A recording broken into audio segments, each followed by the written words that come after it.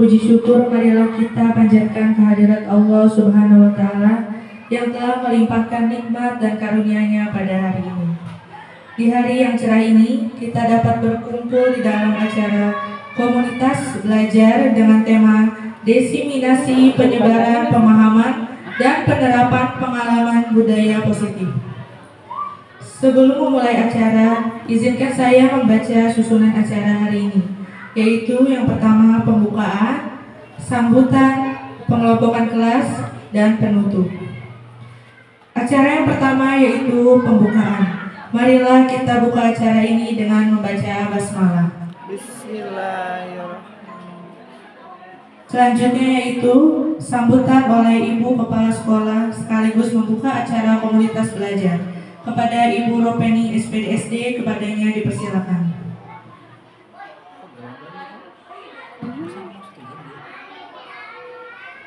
Terima kasih Ibu Putri. Bismillahirrahmanirrahim. Assalamualaikum warahmatullahi wabarakatuh. Yang saya hormati Bapak Ibu Guru SD Negeri Galunggung serta rekan-rekan mahasiswa yang sudah hadir dalam acara diseminasi penyebaran pemahaman dan penerapan pengalaman budaya positif dalam rangka mengaktifkan kaum belajar di SD Negeri Galunggung. Terima kasih kepada Ibu Siti dan Ibu Herlina yang sudah menjadi pelopor penggerak guru-guru SD Negeri Galunggung yang dalam hal ini adalah kaitannya dengan tugas dari program CGP ya Ibu-ibu. Mudah-mudahan dari kegiatan ini kita mendapatkan manfaat yang luar biasa dalam rangka mengembangkan diri kita sebagai guru supaya ilmu kita terus berkembang, terus bisa memajukan sekolah kita dengan niat ikhlas. Alhamdulillah SD Negeri Galunggung ada calon guru penggerak yang memang sebelumnya sudah bergerak gitu ya. Dan mudah-mudahan dengan adanya CGP SD Negeri Galunggung menjadi lebih maju lagi, lebih bermutu lagi dari tahun-tahun sebelumnya. Ilmunya jangan disimpan sendiri, tapi lebih baik dibagikan. Bahkan harus bisa menggerakkan guru-guru yang lain untuk bisa bergerak bersama dari kolaborasi ya. Baik, karena ini adalah acara utamanya presentasi dari CGP, maka sekarang ini ada bahasa yang menarik. Orang hebat bisa melahirkan karya bermutu, tetapi guru yang bermutu bisa melahirkan ribuan orang hebat. Tepuk tangan Bapak Ibu ya. Ini kata-kata yang luar biasa dan mudah-mudahan kita harus bangga menjadi guru. Apalagi guru tersebut bermutu ya. Jadi kita bangga akan bisa melahirkan orang-orang hebat.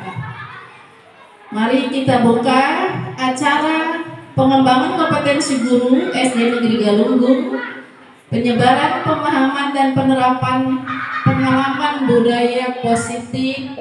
Kita buka. Bismillahirrahmanirrahim. Wassalamualaikum warahmatullahi wabarakatuh. Terima kasih Ibu Ropeni. Selanjutnya yaitu acara pengelompokan kelas untuk kelas rendah atau namanya ini Arindama akan dipimpin oleh Ibu Siti Rohmah, dan untuk kelas tinggi Nawasena akan dipimpin oleh Ibu Herlina.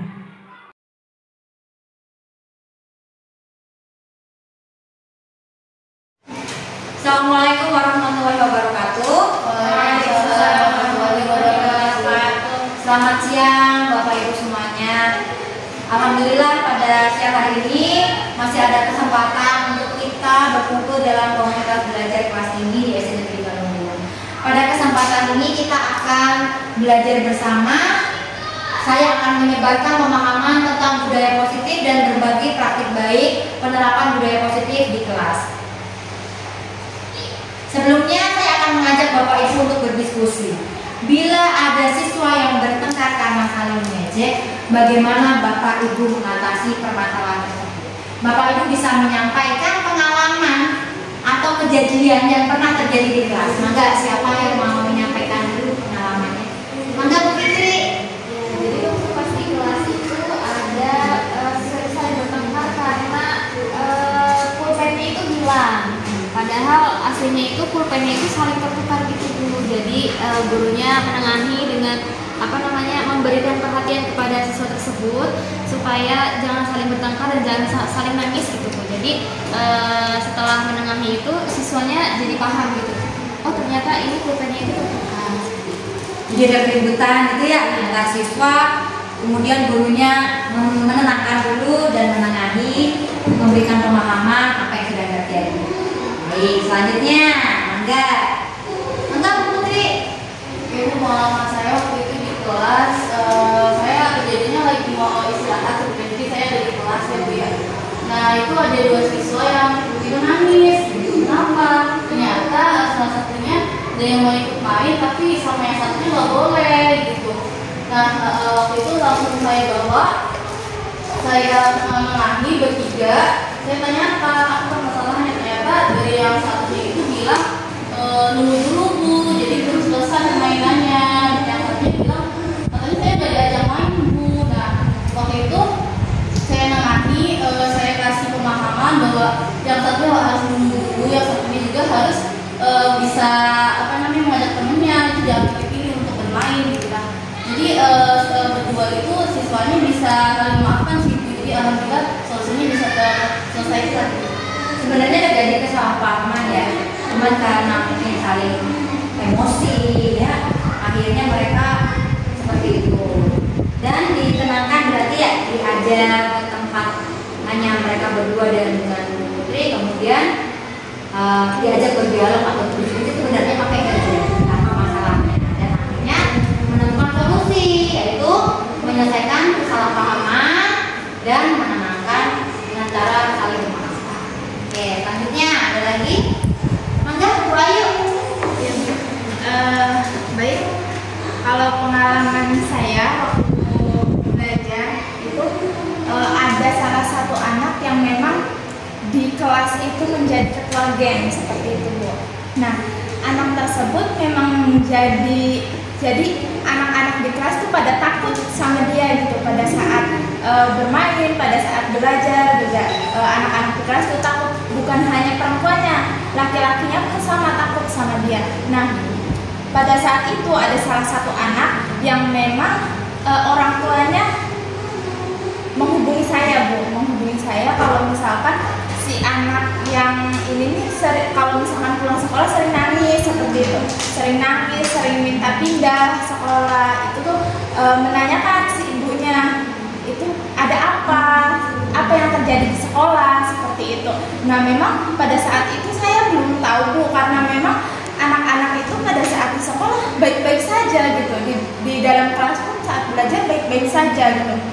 Nah pada saat saya perhatikan, mulai dari saat itu saya perhatikan anak-anaknya, saya coba menanyakan hal-hal yang memang sifatnya pribadi mengenai pertemanan mereka tuh Bu. Nah ternyata si ketua gengnya itu sering malakin uang yang menjadi korbannya seperti itu Bu. Nah pada saat itu saya coba panggil dan ada saksinya juga, jadi panggil tuh bertiga sama saya. Itu ternyata memang iya, dan bukan ke anak itu aja gitu, yang ada anak lain yang menjadi korban juga. Pada saat itu saling memaafkan Bu, udah clear, masalahnya clear. Dan setelah itu, setelah sudah clear, saya pantau mengenai permasalahan tersebut seperti itu. Tapi terjadi lagi nggak? Untuk saat ini mungkin tidak ya Bu ya, karena belum ada informasi lagi. Jadi diselidiki dulu ya apa yang sebenarnya. Iya. Nah, sebenarnya Bapak Ibu semuanya sudah melakukan praktik ya bagaimana mengatasi siswa-siswa yang melanggar sebuah keyakinan kelas, kesepakatan kelas ataupun peraturan sekolah gitu, sampai ada korbannya seperti tadi yang disampaikan Bu Ayu, sampai ada siswa yang tidak mau berangkat sekolah ini dan itu karena dia tidak merasa nyaman di sekolah itu kan, karena temannya sering mengganggu, bisa dalam bentuk mengejek, kekerasan fisik, bahkan sampai memalak gitu ya. Nah, nanti akan kita pelajari lebih dalam lagi tentang bagaimana cara guru sebaiknya dalam mengatasi permasalahan yang terjadi di sekolah terkait pelanggaran yang dilakukan oleh murid. Di sini ada 4 pertanyaan. Menurut Bapak Ibu, pemberian hukuman dapat mendisiplinkan murid, betul atau salah? Untuk pemberian hukumannya itu dalam bentuk hukuman apa dulu, misalkan dalam bentuk hukuman yang mendisiplinkan murid seperti membersihkan kelas atau membersihkan halaman sekolah, itu mungkin setuju. Tapi kalau misalkan untuk hukumannya secara fisik atau disuruh lari keliling lapangan, itu kurang setuju. Intinya hukumannya yang mendidik gitu ya, yang biasanya kita sebut hukuman mendidik. Kemudian pertanyaan yang kedua, pemberian hadiah meningkatkan prestasi siswa. Menurut Bapak Ibu setuju nggak? Setuju. Kita juga kalau dapat hadiah senang ya.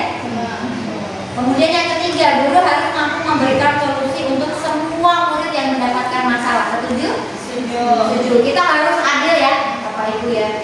Dan guru berperan sebagai teman bagi murid. Nah, setuju nggak? Mana Bu Ayu? Kurang setuju Bu, karena kalau misalkan di kelas tinggi itu jika ada guru yang berperan sebagai teman, itu seperti apa ya?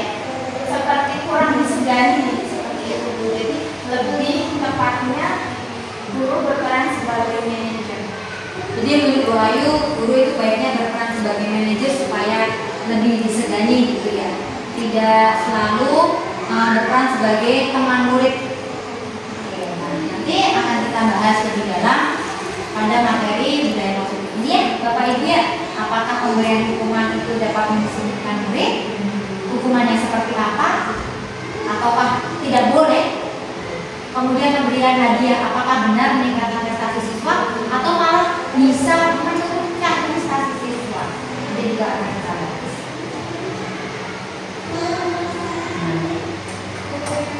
Saat ini kita ada pada implementasi kurikulum merdeka. Pada kurikulum merdeka itu kita menerapkan pembelajaran dengan paradigma baru. Bagaimana sih pembelajaran dengan paradigma baru? Paradigma berarti cara berpikir ya, atau sudut pandang yang baru. Jadi kalau sebelumnya kita hanya belajar kemudian meningkatkan karakter, tapi kalau di kurikulum merdeka ini ada yang harus kita capai, yaitu mewujudkan generasi yang memiliki profil pelajar Pancasila.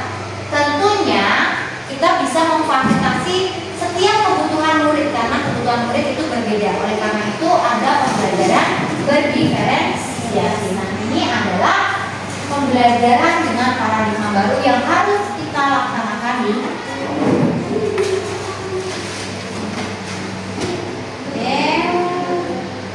Nah,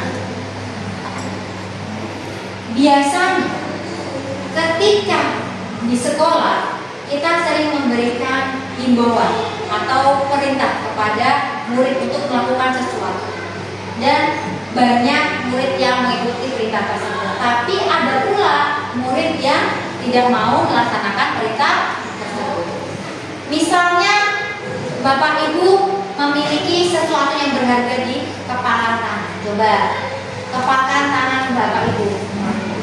Ya. Kemudian masing-masing saling berebut membuka kepala tangan.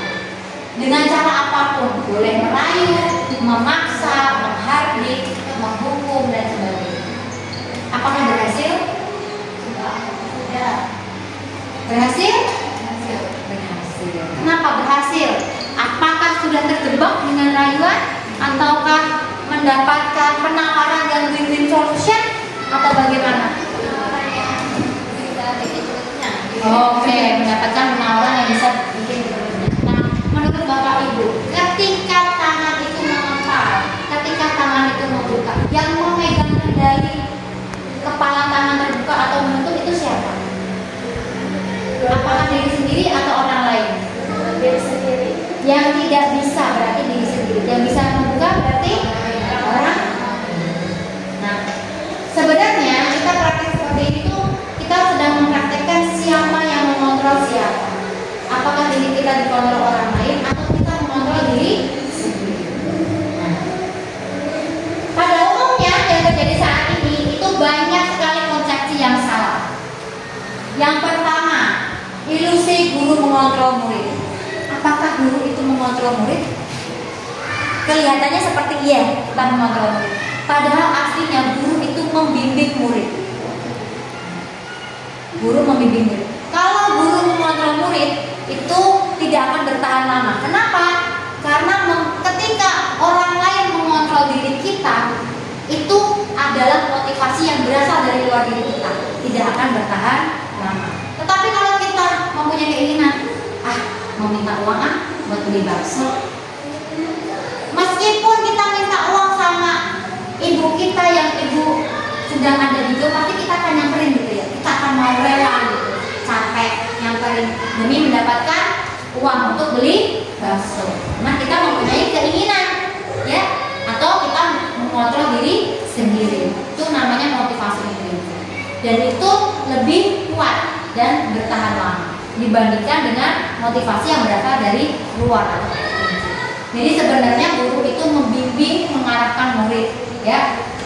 Dan konsep ilusi bahwa semua penguatan positif, efektif dan bermanfaat. Setiap hari guru pasti memberikan penguatan positif. Tapi apakah semua murid kita itu baik-baik saja atau terjadi sesuatu yang tidak kita inginkan? Ada yang berebut pensil, ada yang cubit-cubitan, ada yang mengejek. Berarti penguatan positif yang setiap hari kita lakukan itu belum efektif dan ternyata masih perlu kita cari tahu lagi bagaimana caranya supaya lebih efektif. Kemudian konsep selanjutnya, ilusi bahwa kritik dan membuat merasa bersalah itu mampu menguatkan karakter. Nah, ini juga miskonsepsi. Yang namanya kritik kemudian membuat orang merasa bersalah, menyudutkan, itu tidak menguatkan karakter, tetapi malah melemahkan karakter. Justru nanti kalau kita berperilaku seperti ini ke murid, nanti murid akan menjadi minder atau rendah diri. Dia tidak akan pede lagi, kemudian akan menjadi lebih manja, tidak mau tampil di depan, ya, dan lain sebagainya. Konsep selanjutnya yang salah, ilusi bahwa orang dewasa berhak memaksa. Anak-anak juga manusia, mempunyai keinginan sendiri. Orang dewasa tidak berhak memaksa. Lalu gimana Bu kalau misalnya anak-anak tidak mau nurut? Anak-anak harus nurut orang tua. Itu adalah pandangan orang tua. Padahal orang tua itu tidak memahami bahaya kalau mereka tetap seperti itu. Kamu harus nurut, kalau enggak kamu durhaka. Kamu tuh udah dibilangin harusnya nurut sama ibu. Biasanya orang tua seperti itu, seperti memaksa anaknya ikut banyak les supaya pintar, bener gak? Ikut ekskul ini, ikut ini, ikut itu.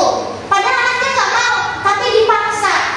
Itu sebenarnya orang tua tidak berhak memaksa. Nanti jatuhnya anak akan merasa terbebani, kemudian anak akan menderita karena dipaksa menyukai hal yang tidak disukai, tidak akan bertahan lama. Nanti dia akan ibarat pasir kalau digenggam akan jatuh atau lepas dari genggaman. Bahasa Jawanya itu balelo, dia akan membangkang suatu saat. Itu Itu adalah ancaman yang dihadapi oleh para orang dewasa yang suka memaksa anak-anak. Semoga kita nggak seperti itu ya. Oke, kita belajar tentang teori kontrol ya Bapak Ibu. Jadi ketika kita bisa mengajak orang lain untuk mengikuti apa yang kita bicarakan, kita ucapkan, itu sama halnya kita mengontrol. Teori kontrol merupakan sebuah pendekatan dinamis yang membantu menciptakan lingkungan belajar yang mendukung perkembangan akademik dan sosial emosional siswa secara seimbang. Sebelumnya ada stimulus respon. Kemudian sekarang kita bandingkan dengan teori kontrol. Pada stimulus respon, ya, kita memandang sebuah realitas atau keadaan di sekitar kita dan kebutuhan kita itu sama. Setiap siswa harus belajar perkalian 1 sampai 20 misalnya. Padahal masih ada yang belum bisa penjumlahan. Berarti kurang efektif kan? Kita harusnya menggunakan teori kontrol bahwa realitas atau kebutuhan kita berbeda. Kemudian semua orang melihat hal yang sama. Padahal aslinya setiap orang memiliki gambaran yang berbeda. Kalau kita sampaikan, nanti kita pakai kaos merah, pasti langsung bertanya, kaos cabe atau merah marun Bu? Gitu kan? Dan kadang aku gak suka merah marun, aku sukanya cabe. Yang satunya aku sukanya, iya, aku sukanya cabe, gak suka merah marun. Misalnya setiap orang memiliki gambaran yang berbeda. Kemudian kita mencoba mengubah seseorang agar memiliki gambaran yang sama dengan kita. Ini yang selama ini ya guru masih sering lakukan, itu kita mencoba mengubah anak-anak agar semuanya sama. Kalau ulangan dapat 100. Nah, padahal kita berusaha memahami pandangan orang lain tentang dunia. Ada anak yang suka menulis, ada anak yang suka membaca, ada anak yang kalau hitung-hitungan numero 1, nomor 1. Dia sangat suka dan dia sangat cepat ketika berhitung. Kemudian perilaku buruk dilihat sebagai suatu kesalahan. Kamu sering melakukan ini, kamu adalah anak yang tidak mengikuti aturan, kamu tuh salah. Langsung dilabelin anak ini anak yang nakal. Itu yang biasanya terjadi. Harusnya kita memahami bahwa setiap perilaku memiliki tujuan. Kenapa anak itu melakukan hal itu? Apa alasannya? Dia butuh apa? Misalnya dia cubit-cubit temennya. Kenapa dia cubit-cubit temennya? Kadang kan anak-anak jawabannya ngantuk Bu. Dia dulu Bu yang mulai. Seru Bu. Kadang seperti itu. Lanjut. Orang lain bisa mengontrol saya. Terus. Jadi lebih banyak dikontrol sama orang lain. Tapi kalau teori kontrol, hanya Anda yang bisa mengontrol diri. Orang lain tidak bisa. Jadi harus memunculkan motivasi internal atau intrinsik. Kemudian saya bisa mengontrol orang lain. Tidak bisa. Ya, harusnya Anda tidak bisa mengontrol orang lain. Kalau mengajar boleh kan ya? Ayo kita beli bakso. Ayo, apalagi kalau ngajarnya enak-enak. Pemaksaan ada pada saat dudukan gagal. Udah gagal, ayo sih beli bakso. Udah ayo tuh ikut aja. Udah itu nanti dikerjain nanti. Misalnya kan gitu ya. Ada itu sebenarnya nggak boleh ya. Kolaborasi dan konsensus menciptakan pilihan-pilihan baru. Di bakso, nanti dibantuin ngerjain. Win-win solution nggak? Iya, ada pilihan-pilihan baru yang dihasilkan dari kolaborasi. Kemudian model berpikir menang kalah. Kamu ikutin saya menang, kamu kalah. Tapi kalau teori kontrol itu model berpikirnya menang-menang. Jadi kita cari yang win-win solution. Jadi antara stimulus respon dan teori kontrol itu kita mengubah paradigma dari paradigma lama stimulus respon yang biasa kita lakukan ke pendekatan teori kontrol. Jadi nanti kita bisa mempraktekkan ke murid-murid kita bagaimana menerapkan teori kontrol ya. Jadi supaya tercipta motivasi internal dalam diri anak-anak dan anak-anak bisa secara sadar melakukan hal-hal yang baik dan tidak melanggar peraturan yang ada. Kemudian kita lanjut ke disiplin positif ya Bapak Ibu. Karena teori kontrol ini akan berkaitan dengan disiplin positif. Kenapa seperti itu? Kalau anak-anak tidak sadar, tidak bisa mengontrol dirinya sendiri, maka disiplin positif tidak akan terwujud. Misalnya kita buat keyakinan kelas atau kesepakatan kelas, tidak boleh main HP di kelas. Tapi anak-anak tidak sadar, tidak bisa mengontrol dirinya sendiri. Akhirnya dia main HP aja, nggak terwujud disiplin positif. Tetapi kalau anak-anak sadar, oh iya, sekarang waktunya belajar, main HP-nya nanti kalau istirahat atau ketika pulang sekolah, maka disiplin positif akan terwujud. Disiplin berasal dari kata disiplina yang artinya belajar, mengacu pada disiplin diri yang memiliki tanggung jawab terhadap apa yang dilakukannya berdasarkan nilai-nilai yang diakini.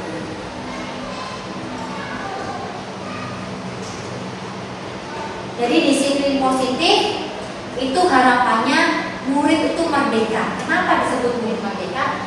Untuk menciptakan murid yang merdeka, syarat utamanya adalah disiplin yang kuat. Disiplin yang kuat ini disiplin yang muncul dari diri sendiri atau disiplin diri yang memiliki motivasi internal. Dan motivasi internal timbul berdasarkan kesadaran diri, bukan paksaan dari orang lain. Kemudian disiplin diri. Disiplin diri yang sudah muncul pada diri murid dapat membuat murid menggali potensi menuju ke sebuah tujuan yang ingin dia capai. Disiplin diri juga mempelajari bagaimana cara seseorang mengontrol dirinya sendiri, bagaimana menguasai diri untuk memilih tindakan ya yang mengacu pada nilai-nilai yang kita percaya atau kita hargai. Dan tujuan ini semua adalah disiplin positif, di mana tujuan dari disiplin positif adalah menciptakan murid yang memiliki disiplin diri sehingga mereka bisa berperilaku dengan mengacu pada nilai-nilai kebajikan universal dan memiliki motivasi intrinsik bukan ekstrinsik. Jadi muaranya adalah nilai-nilai kebajikan universal. Jadi disiplin positif ini pendekatan untuk membimbing dan mengarahkan perilaku murid dengan cara konstruktif atau membangun dan mendukung diri murid tanpa menggunakan hukuman yang keras atau merendahkan. Jadi tidak ada paksaan sama sekali. Disiplin positif berfokus pada pembentukan perilaku yang diinginkan melalui penguatan positif, pembelajaran sosial emosional, dan pemahaman atas konsekuensi alami dari tindakan.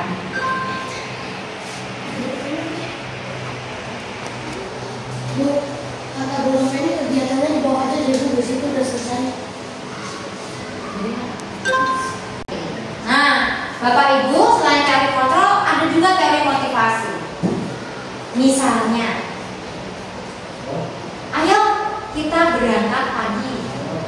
Kira-kira kalau kita berangkat pagi sampai sekolah tidak terlambat, itu motivasinya kenapa?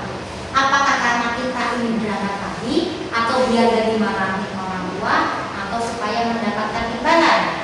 Misalnya nanti yang berangkat pertama dapat bintang.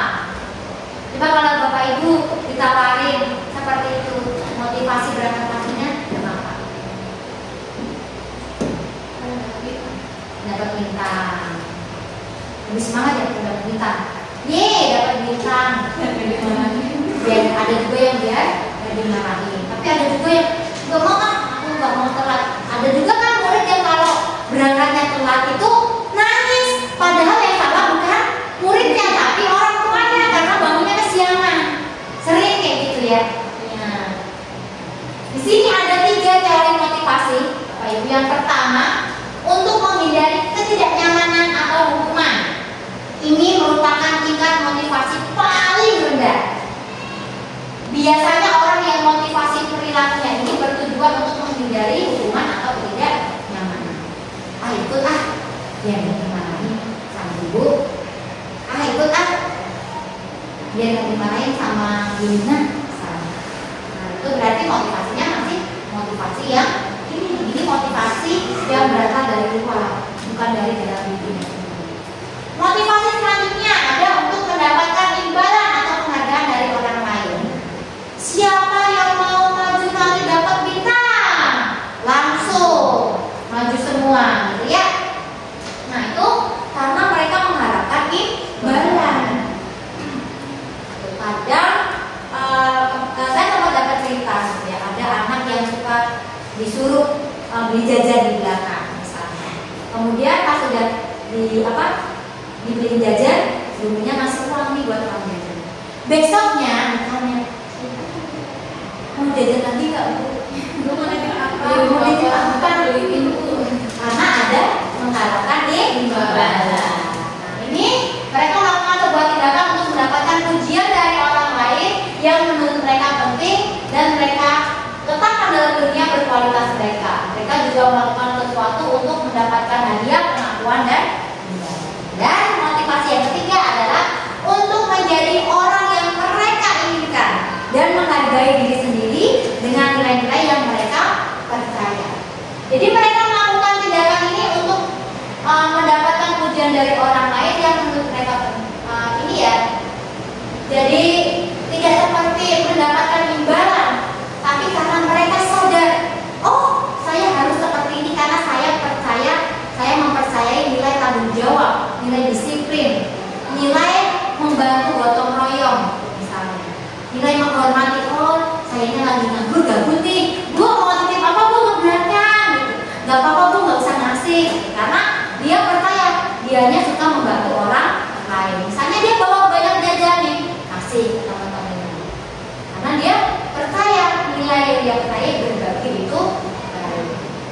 Ada nilai-nilai yang dia percaya. Jadi menjadi orang yang mereka inginkan, dia ingin menjadi orang seperti itu. Nah ini motivasi ketiga ini itu motivasi yang berasal dari diri, itu adalah motivasi yang paling misalnya bapak ibu ikut kegiatan pelatihan, motivasinya apa? Mengumpulkan kewajiban bu, ya. Nah harapannya kita bisa ada di nomor 3 yang motivasinya untuk menjadi orang yang mereka inginkan. Meskipun ada rasa gitu ya untuk mengumpulkan kewajiban, tapi itu juga ada manfaatnya buat kita, gitu, ternyata ilmunya, pengalamannya, ya kan? Nah, jadi tidak ada yang salah kalau kita ingin mempercayai dan menghargai diri sendiri. Selanjutnya hukuman dan penghargaan. Selain motivasi, perilaku seseorang juga dipengaruhi oleh hukuman dan penghargaan. Baik penghargaan maupun hukuman adalah cara mengontrol perilaku seseorang yang menghancurkan potensi untuk pembelajaran dan kok menghancurkan bu? Kenapa? Memang tidak semuanya menghancurkan, tapi coba kita cek hukuman. Hukuman itu ada hukuman fisik, hukuman verbal, dan hukuman yang kita anggap mendidik seperti membersihkan toilet, menyapu, kemudian apalagi baris di depan gitu ya. Ketika upacara dia nggak bawa pakaian lengkap, kemudian dia baris sendiri, gitu. Nggak pakai topi dia baris sendiri. Itu kan termasuk hukuman. Hukuman bersifat tidak terencana atau tiba-tiba. Anak atau murid tidak tahu apa yang akan terjadi dan tidak dilibatkan. Jadi kita nggak nawarin. Nah kamu nggak bawa topi, berarti kamu mau seperti apa hukumannya atau konsekuensinya? Anak-anak nggak ditawarin. Kamu nggak pakai topi, baris di sana, langsung gitu, ya kan? Hukuman bersifat satu arah dari pihak guru yang memberikan dan murid hanya menerima suatu hukuman tanpa melalui suatu kesepakatan atau pengarahan dari pihak guru baik sebelum atau sesudahnya. Hukuman yang diberikan bisa berupa fisik maupun psikis. Murid disakiti oleh suatu perbuatan atau kata-kata dan menyebabkan kegagalan identitas. Tapi kalau anak gak pakai topi, baris di depan malu. Kita aja kalau seperti itu nanti ya, nggak usah pacaran, ya kan? Daripada malu gitu ya, itu menyebabkan identitas yang gagal. Jadi hukuman itu tidak boleh dilakukan, baik secara fisik, kemudian verbal, maupun hubungan yang kita anggap mendidik seperti tadi ya, garis di depan, membersihkan ini kamar mandi. Misalnya dia rapi di kelas, nggak bisa ngerjain, lalu diberi hukuman oleh guru membersihkan kamar mandi, nyambung nggak nyambung, tidak ada korelasinya. Dan anak tidak diberikan pilihan mau hukumannya seperti apa, tidak ada kesepakatan. Kemudian kita lanjut ke penghargaan. Penghargaan tidak mesti meningkatkan motivasi dan bersifat jangka panjang. Ternyata penghargaan itu dapat bersifat yang pertama jangka pendek dan jangka panjang. Misalnya tadi bintang. Di kelasnya Bu Sofi dikasih bintang yang berangkat pertama. Pas di kelasnya Bu Lina nggak ada bintangnya, udah rontok semua. Ya, anak-anak yang awalnya berangkatnya jam 6 rebutan nomor 1 dia dapat bintang, pas kelas 6 karena Bu Lina tidak menerapkan bintang, akhirnya dia tidak mempunyai motivasi untuk berangkat pagi. Kalau bintang buat apa? Ternyata penghargaan seperti itu malah berdampak yang selanjutnya. Kemudian ada penghargaan tidak efektif. Ada juga penghargaan merusak hubungan. Misalnya ada lomba atau ada gurunya memberikan ujian. Nah, misalnya ada yang dapat nilainya 100, ternyata dibalik ke ini ya, dibalik pengetahuan guru, ternyata anak ini mendapatkan 100 tidak dengan usaha sendiri, tapi teman-temannya salah. Nah, akhirnya terjadi hubungan antar teman ini jadi rusak. Dia tuh nyontek aku, tapi dia dipuji, akunya enggak. Itu bisa merusak hubungan. Kemudian penghargaan mengurangi ketepatan. Ya, misalnya ada lomba matematika, semuanya ikut lomba. Nah, ada siswa unggulan, ada 5 siswa unggulan misalnya, tapi yang diikuti cuma 1. Bisa jadi 4 siswa yang tidak menang ini, dia menjadi tidak mempunyai motivasi. Meskipun orang tuanya, gurunya berkata, ayo semangat lagi, nanti kita coba lagi di lain kesempatan. Tapi dia merasa lelah, paling juga kalah sama yang juara 1, makanya dia tidak mau ikut. Kebanyakan kita seperti itu ya, kalau mau ikut lomba pasti nggak mau nanti pasti kalah. Kemudian penghargaan menurunkan kualitas, mematikan.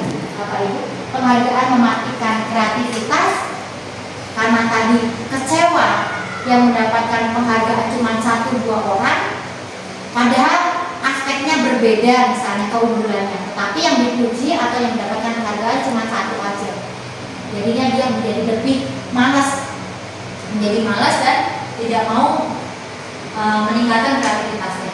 Kemudian ada juga penghargaan yang malah mendukung. Ada siswa yang biasanya juara 1, ranking 1. Ketika kelasnya Bu Lina merosot, nggak dapat ranking 1, dia menjadi merasa besar. Aku nggak ranking 1 lagi. Takut dimarahin orang tua, merasa harga dirinya turun, malu kepada teman-temannya. Itu bisa menjadi penghargaan yang mendukung.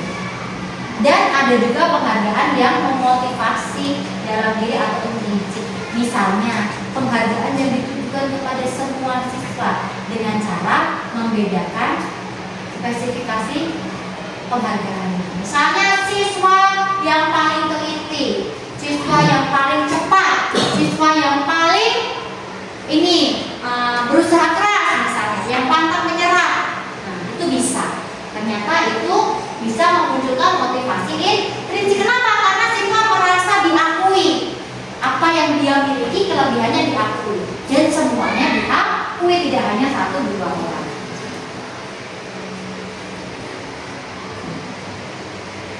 Lanjut. Nah, ketika menerapkan disiplin positif, hukuman, penghargaan, motivasi, ada nilai-nilai kebajikan yang perlu kita tanamkan ke anak-anak. Misalnya, yang tadi juara 1 terus, tetapi tiba-tiba dia tidak mendapatkan juara 1. Kemudian dia merasa terhukum, ya. Berarti dia ini tidak memiliki nilai pantang menyerah. Tetapi apakah kita sudah memberitahu kepada murid kita tentang nilai kebajikan seperti nilai mandiri? Kalau profil pelajar Pancasila pasti sudah tahu ya. Tapi ada nilai-nilai kebajikan lain selain profil pelajar Pancasila seperti empati, simpati, beriman, kebersihan, ya kan? Keselamatan, naik tangga, awas hati-hati. Kita harus mengutamakan keselamatan misalnya.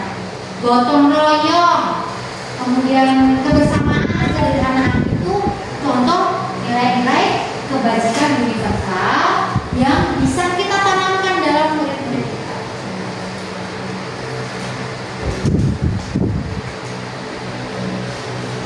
Ketika kita bisa menanamkan nilai-nilai tersebut pada murid-murid kita, nah maka nanti kita bisa memberikan murid-murid kita sesuatu yang tepat.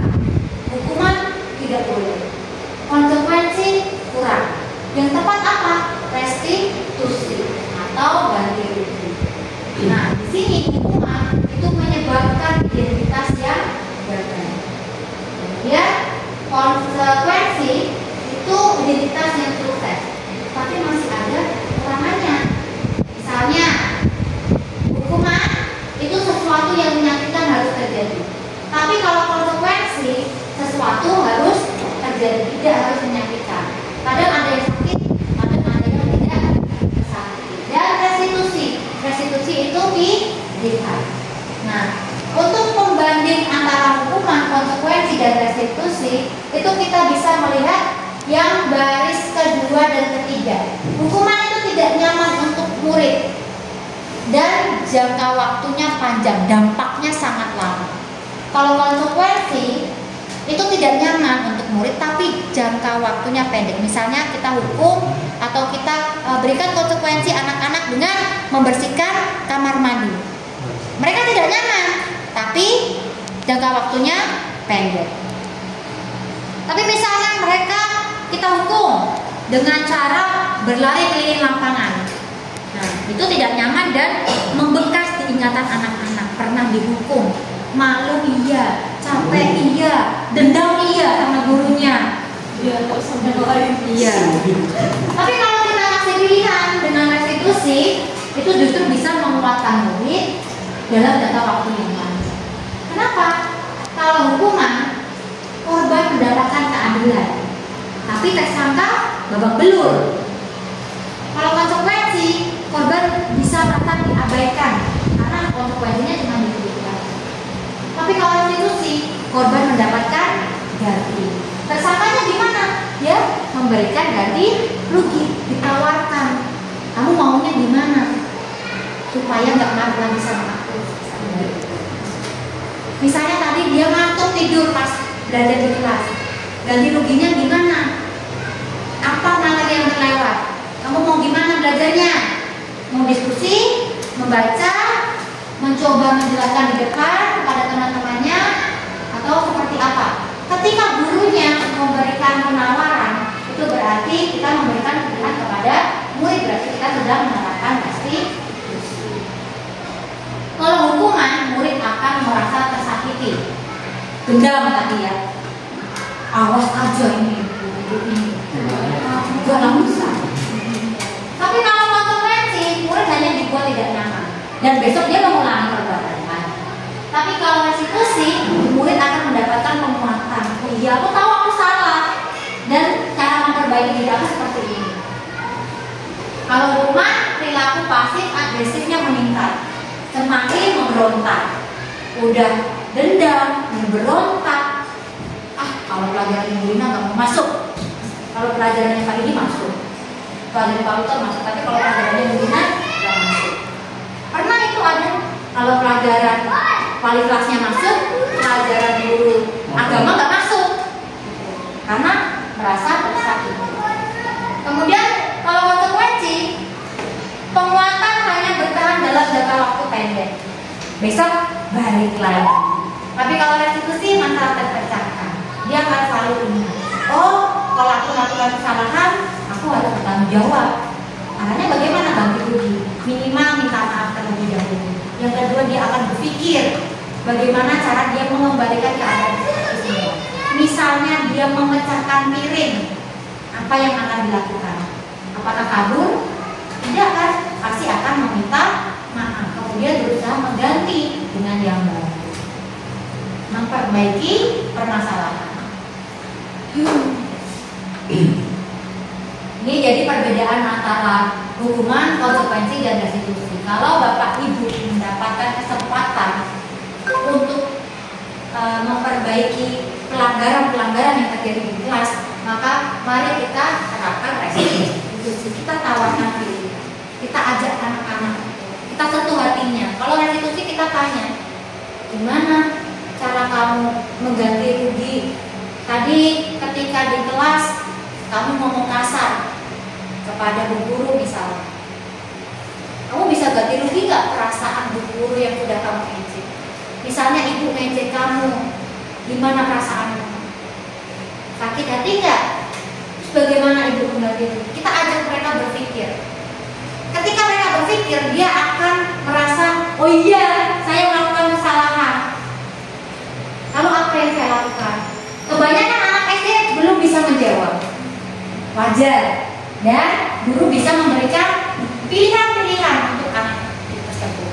Jadi jangan melulu anak semua yang mikir, karena kan macam-macam ya anak tuh. Ada anak yang ya udah bu, nanti saya jajanin. Kayak kemarin saya pernah ada anak yang dorong-dorongan sama temennya.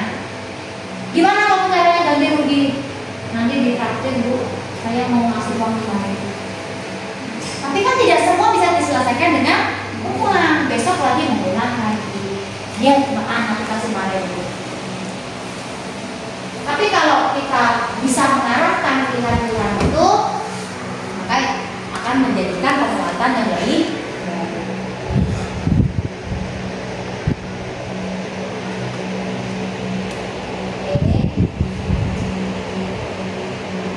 Lanjut ke keyakinan kelas. Biasanya kalau kita pertama kali masuk kelas, kita akan membuat kesepakatan kelas ya Bapak Ibu ya. Dan biasanya kalimat yang kita gunakan dalam kesepakatan kelas itu tidak boleh buang sampah di kolong meja. Pakai kata tidak. Kemudian tidak boleh main bola. Dilarang mencontek. Seperti itu ya Bapak Ibu. Nah, kalau seperti itu biasanya banyak dari guru atau dari murid. Kadang murid tidak diberikan kesempatan untuk menyampaikan pendapatnya atau diskusi. Sudah ditutup sama guru. Nanti belajar sama ibu kalian harus seperti ini. Tidak boleh mencontek. Rambut harus rapi. Harus pakai ikat pinggang. Ya, kaos kaki harus putih. Semua sudah diatur sama guru. Itu namanya moral. Padahal pada disiplin positif yang kita gunakan, yang kita implementasikan harusnya adalah keyakinan. Misalnya ketika berkendara, kita ada peraturan memakai helm. Kenapa kita harus memakainya? Selamat. Kalau nggak pakai helm bagaimana? Ditilang, ya kan? Terus takut kenapa-napa, takut kalau terjatuh. Itu sering ya. Kemudian kemarin ketika kita di masa pandemi, kita harus memakai masker dan mencuci tangan. Kenapa harus seperti itu? Kesehatan. Tidak terkena virus. Ada kan yang pakai masker cuma pas kalau bepergian aja? Karena mereka menganggap hanya mengikuti peraturan. Itu tadi terkait dengan motivasi ya. Tapi kalau sudah yakin nggak mau terkena virus, berarti motivasinya sudah motivasi internal, gitu ya. Nah,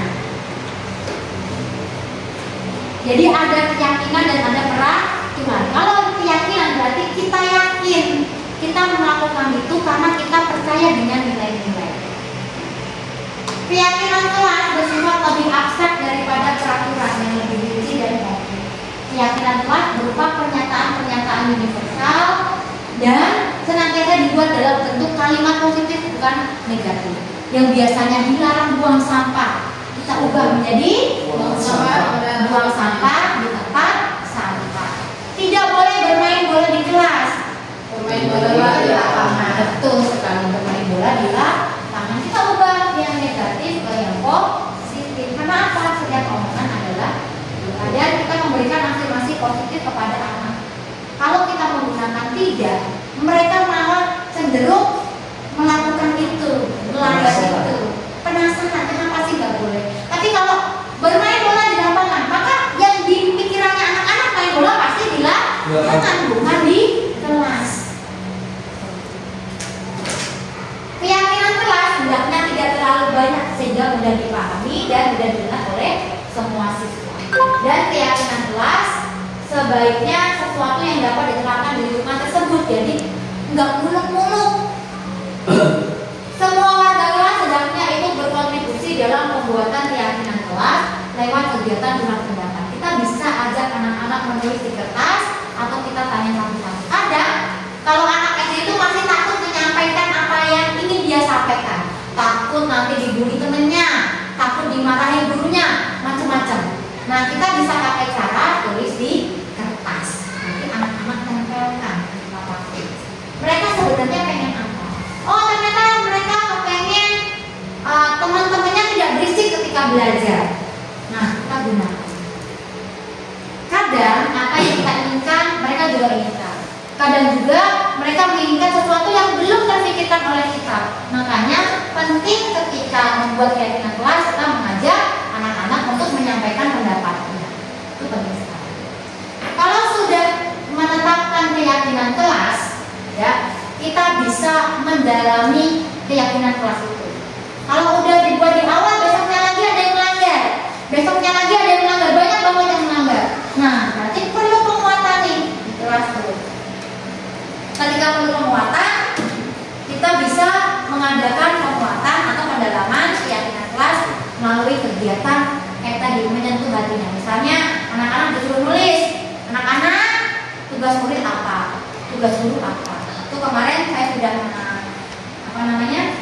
mencoba mempraktikkan keyakinan kelas menggunakan kalimat positif dan keyakinan kelas dalam kegiatan pendalaman ya. Jadi anak-anak diminta untuk menuliskan tugas guru apa saja, tugas murid apa saja. Ketika membuat keyakinan kelas, nah, sebenarnya kita tidak lepas dari memperhatikan kebutuhan dasar manusia. Baik guru maupun murid itu memiliki 5 kebutuhan dasar. Yang pertama bertahan hidup, yang kedua penguasaan, yang ketiga kebebasan, yang keempat kasih dan sayang, dan yang kelima kesenangan. Misalnya seperti tidak boleh main bola di kelas. Jadi kita mengambil kebutuhan yang mana? Kesenangan. Kita harus tetap fasilitasi.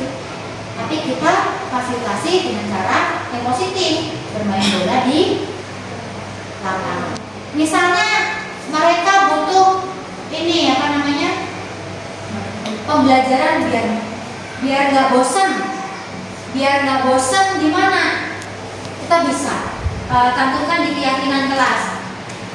Murid boleh berpendapat tentang bentuk kegiatan pembelajaran. Misalnya, Bu, ayo kita kegiatan belajarnya di lapangan.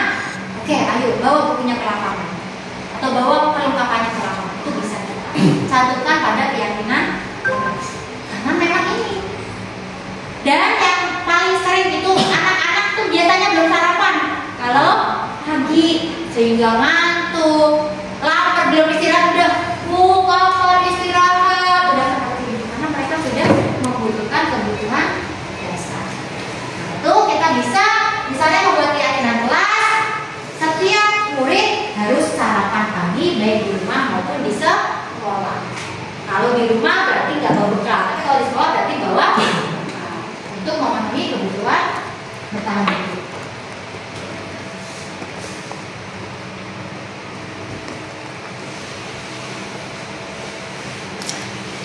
Oke, kemudian, nah, untuk memenuhi kebutuhan biasanya anak-anak yang telah melanggar keyakinan kelas itu ada satu kebutuhan atau dua kebutuhan yang tidak terpenuhi.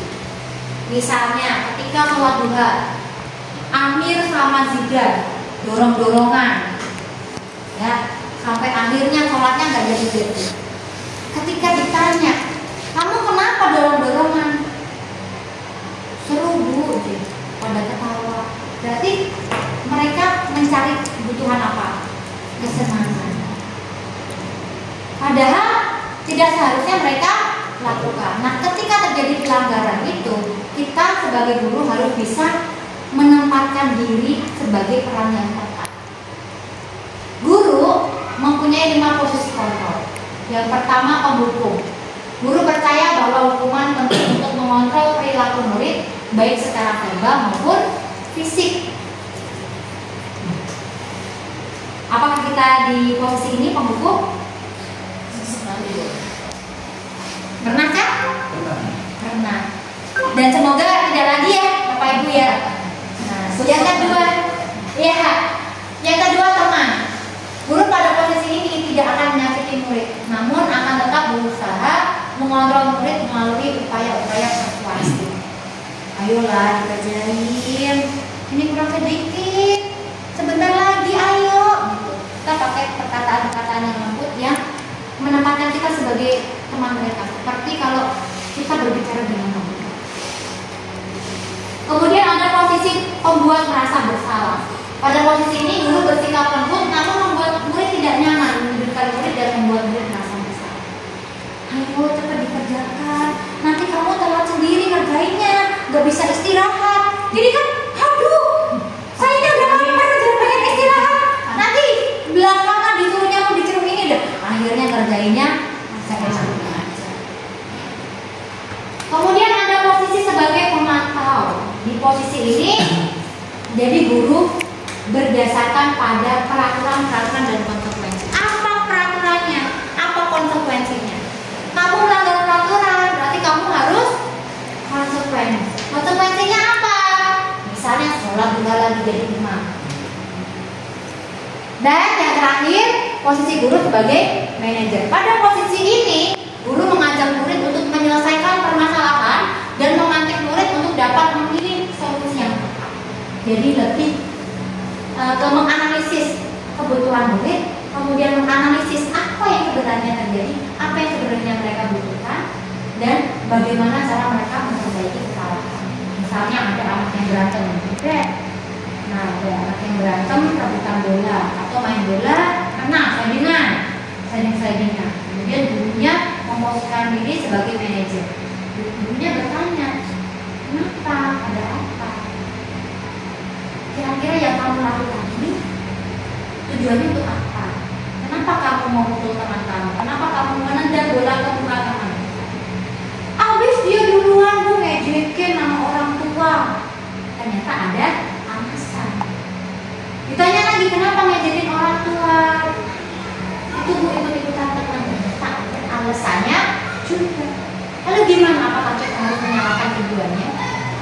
Kalau kita mencari siapa yang salah, nggak akan ketemu ujungnya. Guru bisa mengajak anak-anak memilih. Nah sekarang bagaimana caranya untuk memperbaiki kesalahan? Yang satu mengejek orang tua, yang satu menendang bola. Bagaimana cara memperbaiki kesalahan itu? Nah guru memfasilitasi murid untuk berdiskusi, menentukan pilihan yang akan mereka pilih dalam memperbaiki kesalahan mereka. Nah ini guru bertindak sebagai manajer. Pada disiplin positif, guru ini posisinya ada di manajer. Kalau penghukum dan pembuat rasa bersalah, itu berarti guru menerapkan disiplin positif. Kalau teman dan pemantau bagaimana? Teman dan pemantau itu tidak efektif atau belum efektif ya. Jadi yang paling efektif itu manajer. Dan ketika kita di posisi manajer, sebenarnya kita bisa menempatkan diri pada posisi teman dan pemantau. Jadi menyesuaikan kebutuhan. Oh harus jadi teman. Misalnya ada yang nangis, menggebu-gebu sampai teriak-teriak. Kita harus menenangkan dulu. Kita sebagai teman. Ya mas, udah mas, gak apa-apa. Tenang, ada Bu Rina. Menenangkan hatinya. bisa ada di posisi manajer. Pada implementasi budaya positif, guru harus berperan sebagai manajer. Karena pada posisi manajer, guru dapat berperan sebagai teman maupun sebagai pemantau. Sebagai manajer, guru dapat membimbing murid, menganalisis kesalahannya, apa yang sudah dia lakukan, kenapa dia melakukan itu, tujuannya untuk apa, dan mereka bisa sadar ya bagaimana mereka bertanggung jawab dan memperbaiki kesalahan yang mereka lakukan. Nah, ini posisi guru sebagai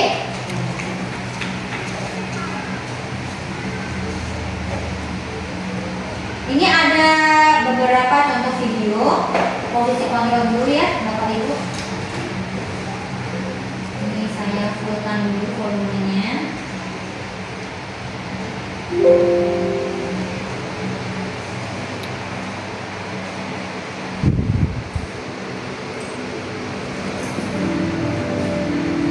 Ini posisi penghukum, ya.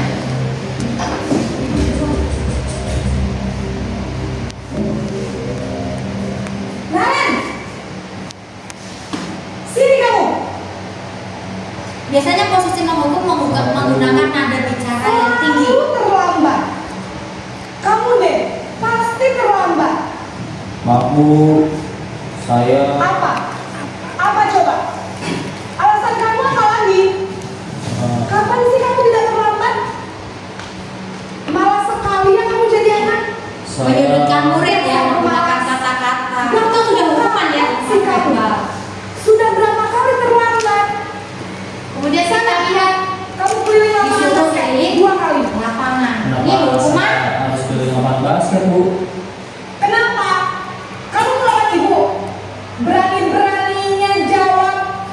Sudah terlambat, masih berani jawab pula. Sekarang keliling lapangan basket 5 kali sekalian. Biar kapok. Cepat. Pergi sana ke lapangan basket. Lihat perilaku muridnya. Dia hanya menunggu. Nah, ini akan memberikan dampak yang buruk bagi murid-murid, bisa memendam emosi yang suatu saat nanti bisa meledak. Kemudian saya akan tampilkan yang manajer.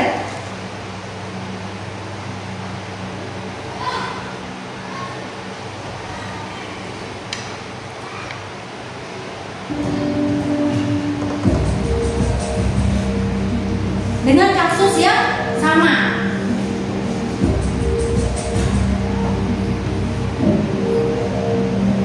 Naren,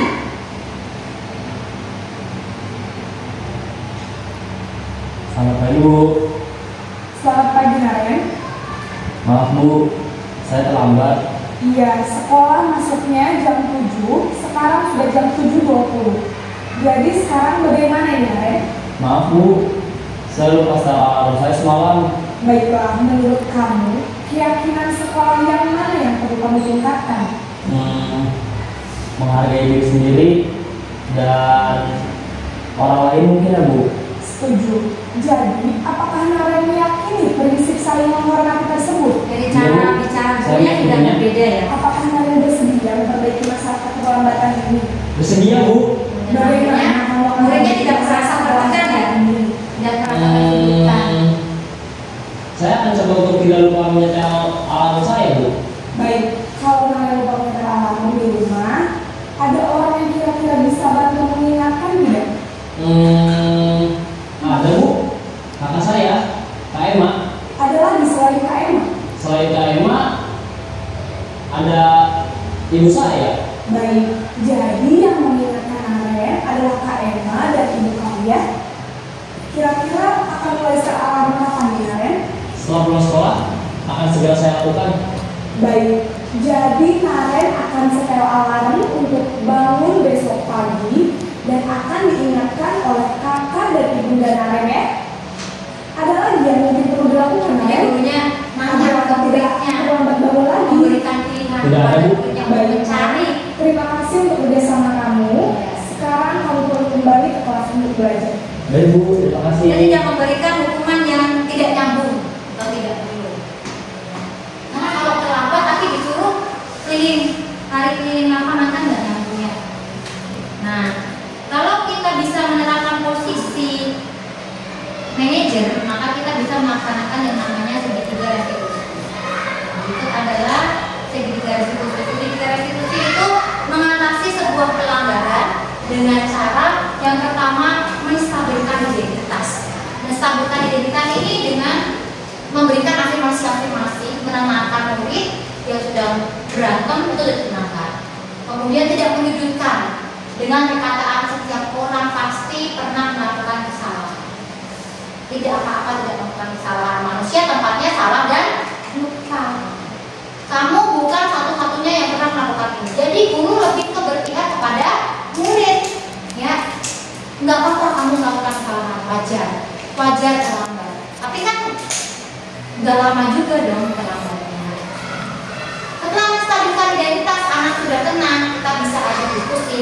Lanjut ke validasi tindakan yang salah.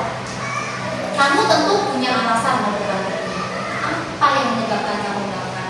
Katanya alasan mengapa anak itu melakukan pelanggaran.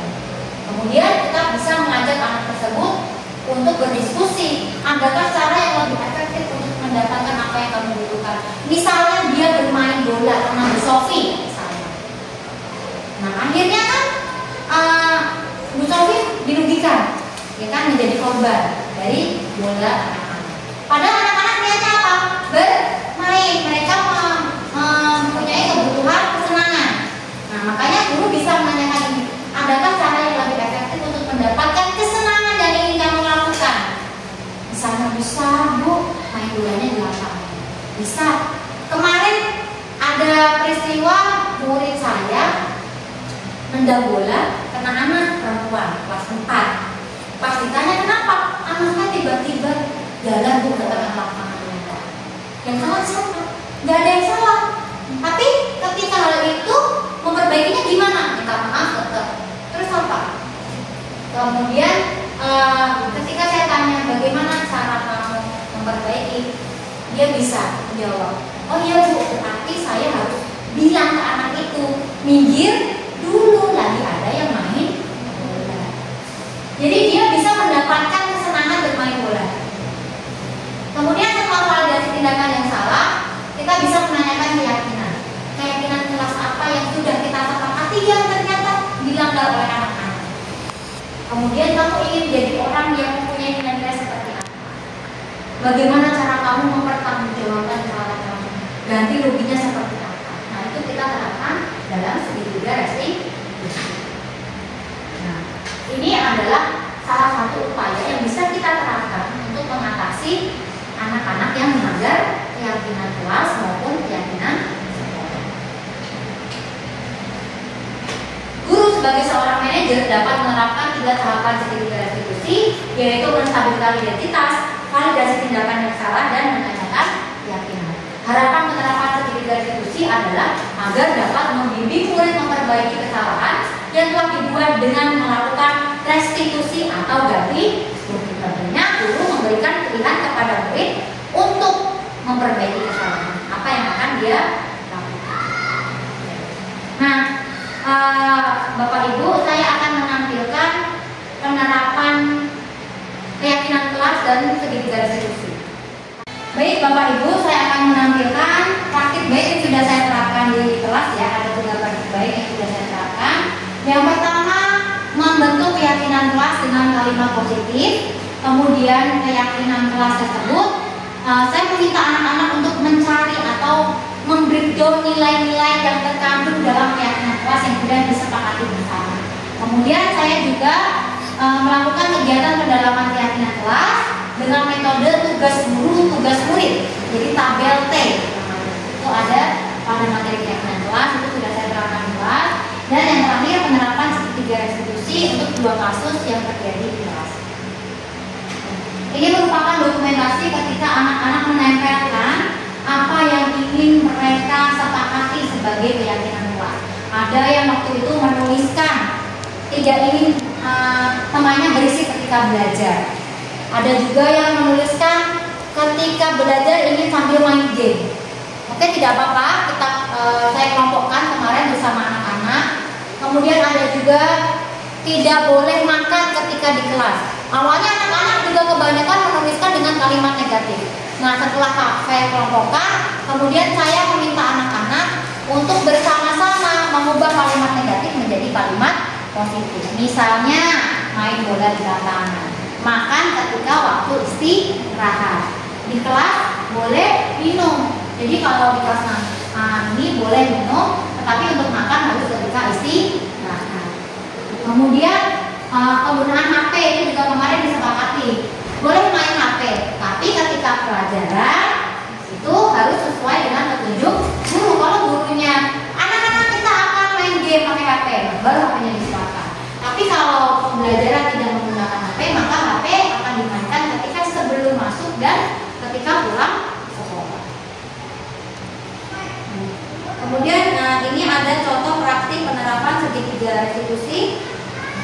Ada beberapa video ya. Ini kasusnya Aizan ketika bermain bola bersama teman-temannya, bolanya terkena ini apa namanya, mengenai anak kelas 4. Jadi awalnya saya menstabilkan identitas.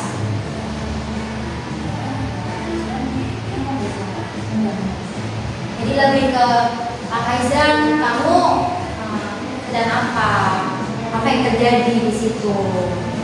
Tidak apa-apa kamu melakukan kesalahan, tidak perlu takut. Setiap orang pasti melakukan kesalahan. Kemudian setelah itu saya melakukan validasi tindakan yang salah. Apa alasannya? Kenapa kamu bolanya bisa mengenai kelas 4? Ternyata dia ketika saya tanya seperti itu, dia menjawab, "Ibu, saya nggak sengaja. Saya cuma nendang, kemudian anak itu lewat ke lapangan, akhirnya kena." Oh, berarti tidak sengaja ternyata yang dia. Dan saya menanyakan keyakinan, meskipun dia tidak sengaja, ternyata ada keyakinan yang dia langgar. Keyakinan apa? Tidak menghormati dan menghargai orang lain. Dan nilai keselamatan, karena ketika menendang bola itu kan menyakiti ya, menyakiti fisik. Jadi bagaimana cara Aizan memperbaiki kesalahan tersebut? Saya tanya, akhirnya dia menjawab, "Bu, saya harus minta maaf." Pertama kali yang dia ucapkan, saya harus minta maaf. Yang kedua gimana? Bilang Bu ke anaknya jangan main di tengah lapang kalau lagi ada yang main bola. Minggir dulu. Nah, di situ saya juga memberikan pilihan ke Aizan, kamu juga bisa berhenti dulu Aizan ketika ada anak yang melintas ke lapangan. Kamu bisa ngajak anak-anak tersebut, ayo minggir dulu, saya mau mendang bola, untuk menjaga keselamatan. Ini contoh restitusi yang saya terapkan. Dan ketika melaksanakan segitiga restitusi ini, Bapak Ibu bisa mengajak siswa ke suatu ruangan yang private gitu, supaya anak-anak mudah terbuka dengan kita. Kalau kita mengajak anak-anak melakukan segitiga restitusi di depan banyak orang, nanti malamnya tertawakan oleh teman-temannya yang lain, malah menjadi bahan kita. Kalau bisa kita ajak ke ruangan yang private ya, yang hanya kita sendiri aja yang berbicara. Nah, selain menerapkan segitiga restitusi, saya sudah menerapkan pendalaman keyakinan kelas, yaitu dengan tugas guru, tugas murid atau KBMT. Di sini saya mengajak siswa untuk menuliskan yang harus murid lakukan dan yang harus guru lakukan dengan menggunakan sticky note. Kemudian anak-anak menempelkan ke papan tulis. Ini ada dokumentasi ketika anak-anak menempelkan ke papan tulis ya, Bapak Ibu. Kemudian setelah menempelkan di papan tulis, saya kelompokkan nih, yang sama saya kelompokkan. Nah, ini ketika anak-anak menempelkan tulisan mereka di papan tulis, ketika anak-anak sudah menempelkan, kemudian saya mengajak anak-anak, ini yang harus murid lakukan itu apa saja, saya sebutkan. Apakah sudah sesuai dengan keyakinan kelas, ataukah ada tambahan, ataukah ada yang baru, ataukah ada perbaikan. Kemudian saya juga meminta anak-anak untuk mencari nilai-nilai dari yang sudah mereka tuliskan. Ternyata belajar misalnya, tugas murid belajar, nilainya apa yang ada di dalamnya? Tanggung jawab. Menghormati guru, nilainya apa? Menghormati orang lain. Aktif. Nah, ada yang menulis, yang harus murid lakukan adalah aktif. Berarti nilainya apa? Nilai tanggung jawab. Piket. Nah, nilainya apa?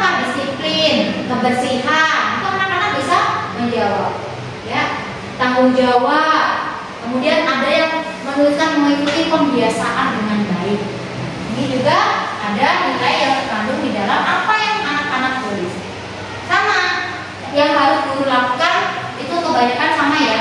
Yang mereka tulis waktu itu yang harus guru lakukan adalah mengajar murid, tidak galak kepada murid. Berarti nilainya apa kalau tidak galak? Menghormati dan menghargai orang lain. Itu juga saya ajak anak-anak untuk mencari nilai-nilai yang terkandung di dalam tugas guru dan tugas murid yang sudah mereka tuliskan.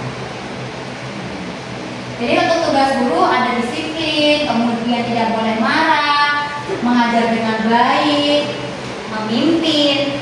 Jadi itu adalah tugas guru yang menurut versi anak-anak sudah tuliskan di sini. Nah, Bapak Ibu bisa menerapkan ini di kelas ya. Jadi tidak hanya ketika di awal pembelajaran membuat keyakinan kelas, tapi juga menerapkan kegiatan pendalaman keyakinan kelas dan juga penerapan 3 restitusi.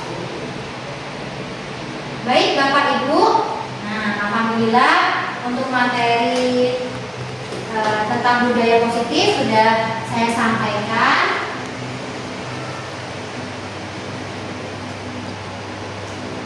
Semoga materi ini bermanfaat untuk Bapak Ibu, terutama penerapan keyakinan kelas ya Bapak Ibu ya. Karena sebenarnya anak-anak kalau diajak bekerja sama, diajak untuk urun pendapat itu sangat senang. Nanti kita bisa mencoba mempraktekkan bersama, kemudian kita bisa menerapkan apa yang sudah kita coba ini di kelas kita masing-masing. Terima kasih Bapak Ibu untuk sesi materi yang saya sampaikan. Apabila dalam penyampaian materi terjadi kesalahan dalam perbuatan ataupun pengucapan yang saya sebutkan, saya mohon maaf. Atas perhatian dalam penyampaian materi saya ucapkan terima kasih. Wassalamualaikum warahmatullahi wabarakatuh. Waalaikumsalam warahmatullahi wabarakatuh.